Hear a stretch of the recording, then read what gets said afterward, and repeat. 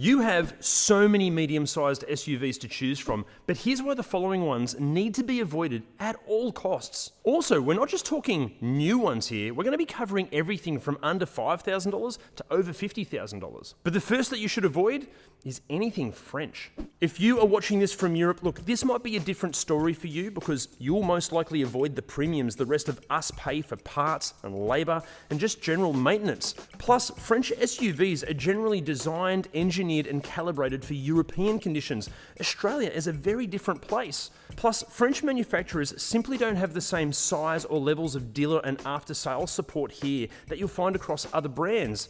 And this is why the likes of the Citroën C5 Aircross, the Peugeot 5008 and the Renault Koleos are to be avoided. We don't doubt that when brand new and covered by a full factory warranty, these SUVs are quite delightful. But once that new car warranty has expired and they've accumulated a few years and thousands of kilometers under their belt, about the only thing a French SUV will provide over the host of other options is some funky aesthetics and a complete disregard for logical ergonomics. Not to mention levels of depreciation that make very little financial sense. These might seem like bargains for how they look and what they offer, but the dropping values will most likely continue until the cost of repairs surpass what the car is actually worth. And that's not a car that you want to own. French SUVs, they can be totally reliable, but to achieve that, they require the most fastidious maintenance and near obsessed fan levels of commitment when it comes to ownership. If you can't provide that, do not buy one. Unfortunately, this then extends to another SUV that the Renault Koleos shares pretty much everything with, short of a few electronics, the exterior panels and interior trim. It's the Nissan Xtrail. Specifically, we're talking about the T32 Xtrail from 2014 to 2022. Models powered by the 2.5-litre petrol engine are proving to be marginally less risky, but the issue here is the bloody CVT transmission. If you're tempted by this generation of Xtrail, or Koleos for that matter, it is absolutely critical that the CVT has been maintained perfectly, ideally ahead of any scheduled servicing. And we'd be avoiding any that have done any towing or off-roading. Not that many of them will be guilty of that. Then there are reports of hit and miss build quality and just general reliability issues. The diesel-engined examples are to be avoided, all of which makes you question why you'd buy one when there are so many other less risky alternatives out there. Also, the earlier generations, the T30 and the T31, they can be solid units, but even then, there are question marks. We do explain in far more detail in our full review videos. The links are down below. While we're on the subject of SUVs that share the majority of their components, let's talk about why you should never buy a Volkswagen Tiguan or any of its relatives. In case you're not aware, Volkswagen owns Skoda and Audi and Cupra. In fact, Porsche, Lamborghini and Bentley all fall under the Volkswagen banner too, and they all take part in their fair share of automotive incest. For example, the Tiguan Allspace, Skoda Kodiaq and Audi Q3 share platforms, engines, transmissions, brakes, suspension components, electronics, and everything short of the visual bits that we all see. When it comes to the Tiguan, while it is technically positioned right between this category and the schmancier luxury SUV category when new, thanks to the used prices kicking off from under $5,000 for the first-gen Tiguans and under $20,000 for second-generation examples, for us, the Tiguan is worth mentioning here. I should mention too, we will be covering the best and worst luxury brand SUVs in other videos. But why shouldn't you buy a Tiguan? Well, when it comes to the first-gen examples, the long list of common mechanical and electronic reliability issues seem to only grow longer as they age. Transmission problems, feeble engine bay plastics that kill cooling systems, which can then grenade engines, timing chain tension issues that, guess what, can destroy engines. The list just goes on and on. But with parts and labour asking a premium, it doesn't take too long for the repair costs to surpass the value of the car. That equates to a car that you should just avoid in the first place. The second generation Tiguan, it is an improvement, but like the SUVs that we've mentioned previously, to mitigate expensive repair costs requires an incredibly thorough service history and fastidious future maintenance. Unless you can categorically confirm the Tiguan in question has such a history, and you're in the position to care for it like an injured puppy, why not just buy a more resilient SUV in the first place? In saying that, the more recent the Tiguan, the better. Volkswagen did improve it during its life cycle, but for us, it's not like it's this amazing SUV that impresses so much more than the competition, so the potential risks are worth it. I mean, it's good, but so are plenty of other SUVs in the market. And the same can sort of be said for the Skoda Kodiaq. Although it is a 7-seater, like its twin under-the-skin Tiguan All-Space, so we'll be delving into its details in the best and worst 7-seat SUVs video. Obviously, with medium-sized SUVs being one of the more sensible categories of cars, not only does it make sense to buy the right medium-sized SUV, it also makes sense to not pay too much for it, and that's why you should hit the driver link down there. Look, I'm not going to bore you with all of the details here, but just know Driver exists to get you the very best finance package. And even if you currently have car finance, that link, it could save you thousands. Plus, if you secure your finance via that link, we're going to give you $150 worth of free fuel. Okay, next up, and this one is bound to be controversial. Let's talk medium SUVs from China.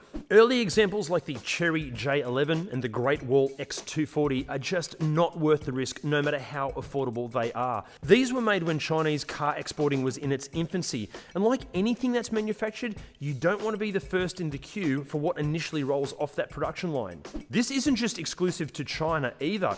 Early Japanese, Korean, American, English, and European cars, they're all a bit shit too. However, while the improvement in build quality for Chinese manufacturers has been truly incredible, for us it's just still too early to judge long-term reliability and support when it comes to the likes of the Chery Tiggo 7 Pro, Haval H6, and MG HS. And when there is such an enormous range of alternatives available from more established manufacturers with longer term and wider reaching support networks, for now, we'd be sticking with an SUV from one of them instead. We have no doubt that it's only a matter of time until vehicles from Chinese manufacturers are easily matching the very best from the traditional brands.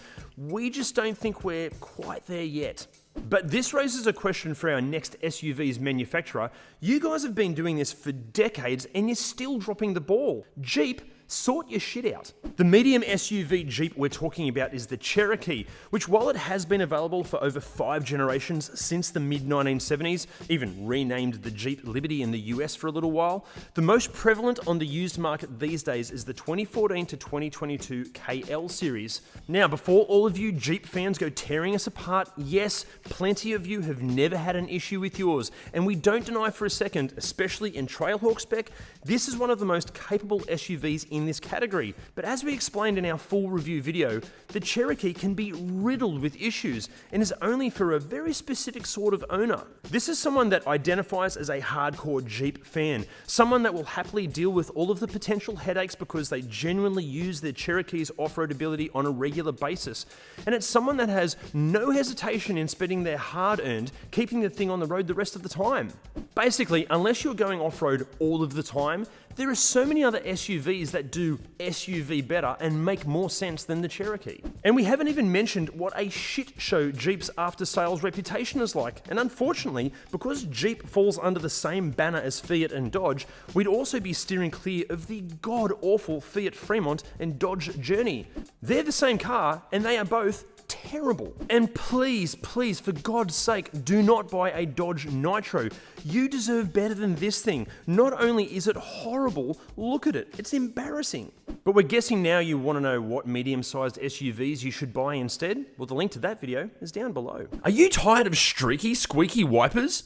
Confused by wipers that are hard to buy and even harder to fit? Sick of paying extortionate prices for wipers? Well, introducing WiperTech. Purchase wipers from the leisure of your home and have them delivered straight to your door. Not only are they a piece of cake to fit, they fit perfectly, and you can now enjoy streak and squeak-free wipering all day. Plus, use our code and get 15% off your purchase. But we're not done. There's another medium-sized SUV that generally can be pretty good, but it comes with a hell of a warning. It's the Subaru Forester. Overall, earlier Foresters are pretty bulletproof, and while many, especially the 2.5-litre examples, have had issues with head gaskets letting go, resulting in painful and expensive repairs, many on the used market have been repaired by now, and with good maintenance, hopefully should last for many years to come. The warning, however, surrounds any featuring a CVT or constantly variable transmission, especially earlier examples of the 2014 to 2018 4th generation SJ Forester. There are more and more reports of of these transmissions failing, resulting in repair bills exceeding $5,000. Fastidious maintenance hopefully mitigates some of the risk, and there are thousands of owners that have never and probably will never have an issue.